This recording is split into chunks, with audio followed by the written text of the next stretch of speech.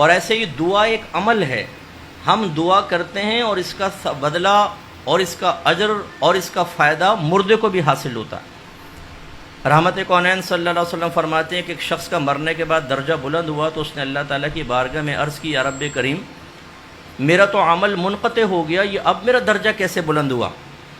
تو اللہ تعالیٰ نے ارشاد فرمایا کہ یہ تیری نیک اولاد نے ابھی تیرے لیے دعائے بخشش و مغفرت کی ہے، اس کا نتیجہ۔ اس لیے ہم اہل سنت کا یہ عقیدہ ہے کہ اگر ہم کوئی عمل کرتے ہیں اور یہ ذہن میں رکھیں، چاہے وہ فرض ہو، واجب ہو، سنت ہو، نفل ہو، مستحب ہو، اس سب کا ثواب ایصال کیا جا سکتا ہے۔ فتاوی عالمگیری میں علامہ ابن عابدین شامی صاحب رحمۃ اللہ علیہ، اس فتاوی شامی کو رد المحتار بھی کہتے ہیں، یہ فقہ حنفی کی ایک مشہور کتاب در مختار کی شرح ہے۔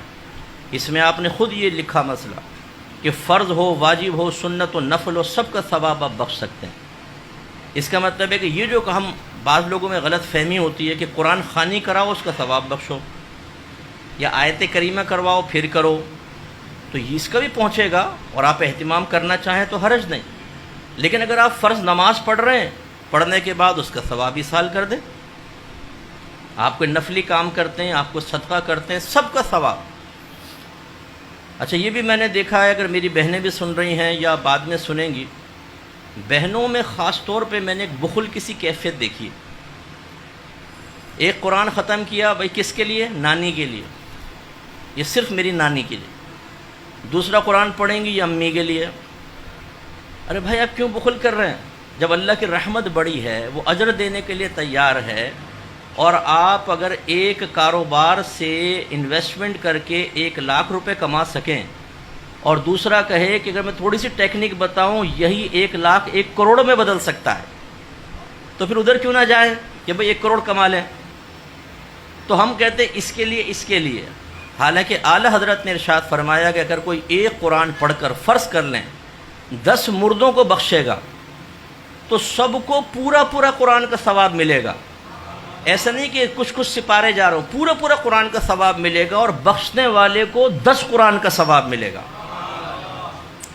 اس لیے پھر فرماتے ہیں کہ بہتر ہے کہ یوں ایصال ثواب کریں کہ سب سے پہلے اپنے آقا کی بارگاہ میں پیش کریں کہ یا رب کریم، اس کا ثواب میں اپنے آقا کی بارگاہ میں پیش کرتا ہوں، قبول و منظور فرما، اور آپ کے وسیلہ جلیلہ سے حضرت آدم علیہ السلام سے لے کر آج تک جتنے مسلمان دنیا سے پردہ فرما چکے، جو دنیا میں موجود ہیں اور جو قیامت تک آئیں گے، سب کے نام اعمال میں منتقل کر دے۔ تو اس کا مطلب سب کو پہنچے گا اور آپ کو ان سب کی تعداد کے برابر ملے گا۔ تو بخل کیوں کریں صاحب؟ ہم یہ سوچتے ہیں کہ نہیں، اگر دادا کو بھی کر دیا، دادی کو کے ساتھ ساتھ دادی کہیں گی یہ تم نے کیا کیا؟ ساری زندگی دادا کو برداشت کرتی رہی، تم نے مرنے کے بعد بھی میرے ساتھ کر دی پارٹنرشپ۔ ارے بھائی کریں، کوئی فرق نہیں پڑتا۔ یہ بخل کی کیفیت سے ہمیں باہر نکلنا چاہیے، ہمیشہ وسعت رکھیں۔ اللہ تعالیٰ بڑا رحیم و کریم ہے، ہر ایک کی قبر میں نور اترتا ہے۔ جب آپ ایصال ثواب کرتے ہیں اجتماعی طور پر تو قبور میں نور اترتا ہے۔ حضرت مالک بن دینار رحمۃ اللہ علیہ فرماتے ہیں، میں سفر کر رہا تھا، قبرستان کے پاس سے گزرا تو مجھے ایک نور نظر آیا، تو میں نے کہا لا الہ الا اللہ، ایسا لگتا ہے کہ اللہ نے ان سب کی بخشش کی ہے، کیسا نور نازل ہو رہا ہے۔ تو مجھے ایک غیبی آواز آئی، وہ گویا کہ ایک مردہ کہہ رہا تھا۔ اس نے کہا کہ یہ نور ایک شخص کے ایصال ثواب کا ہے۔ تو میں نے کہا وہ کیا تھا؟ اس نے کہا اس شخص نے ایک دن وہ اپنے حجرے سے باہر آیا اور 2 رکعت نماز اس طرح پڑھی کہ الحمد شریف کے بعد ایک بار قل یا ایھا الکافرون اور ایک مرتبہ سورہ اخلاص، دونوں رکعتوں میں سے پڑھ کے اس کا ثواب ہمیں بخشا، یہ نور تم اس کا دیکھ رہے ہو۔ تو حضرت مالک بن دینار رحمۃ اللہ علیہ فرماتے ہیں کہ میں نے تہیہ کر لیا، اب میں بھی اسی طرح ایصال ثواب کروں گا۔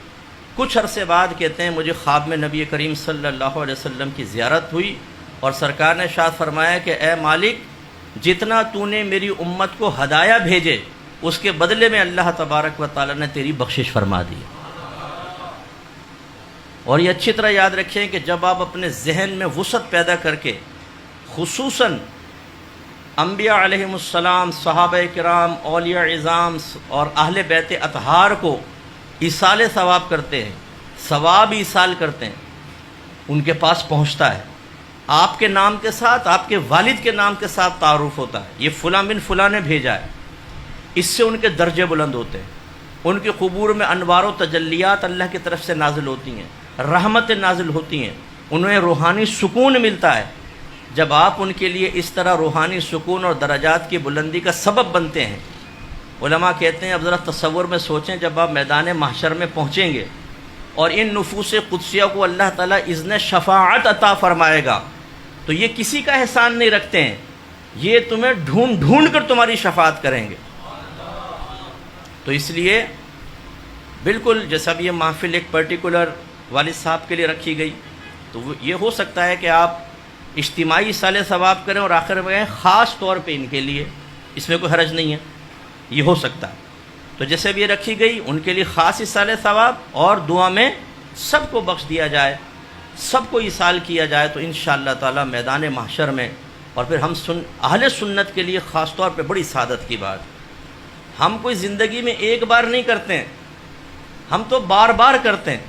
اللہ نے ہمیں ایسے مواقع دیے ہیں کہ ہم بار بار اصال ثواب کرتے ہیں، کبھی شیخ عبد القادر جیلانی رضی اللہ تعالیٰ عنہ کے لیے، کبھی سرکار کی میلاد مناتے ہوئے، کبھی خواجہ صاحب کی چھٹی مناتے ہوئے، کبھی داتا صاحب کا عرس کرتے ہوئے، زبردست قسم کا اصال۔ تو انشاءاللہ ہمارے اللہ تعالیٰ نے ہمیں توفیق دی، اور ہمارے وسیلے سے، اگرچہ وہ محتاج نہیں ہیں، وہ تو بالکل محتاج نہیں، لیکن ان کے درجے بلند ہوتے ہیں۔ تو اگر کوئی ہمیں تحفہ دے اور میں پیسے والا ہوں تو میں اس کو جواب میں دوں گا، اگر میں سخی ہوں تو جواب میں دوں گا، اور فرض کر لیں کسی نے مجھے 100 روپے دیے اور میں کروڑ پتی ہوں تو میں اپنی حیثیت کے مطابق دوں گا۔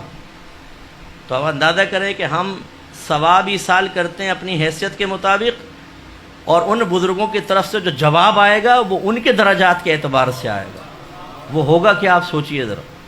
اس لیے یہ بہت اچھی محفل ہے، اس طرح کی محافل بھی سجائیں، اور ویسے بھی آپ ذہن بنائیں کہ جو کچھ آپ نیک عمل کرتے ہیں، رات کو سونے سے پہلے دعا کر لیں، اللہ تعالیٰ جو بھی میں نے نیک عمل کی اس کا ثواب بارگاہ رسالت میں اور آپ کے وسیلہ جلیلہ سے آدم علیہ السلام سے لے کر قیامت تک جتنے گئے، جتنے موجود ہیں، جتنے آئیں گے، سب کو پہنچا دے، سب کو پہنچے گا، اور آپ کے نام اعمال میں سب کی تعداد کے برابر۔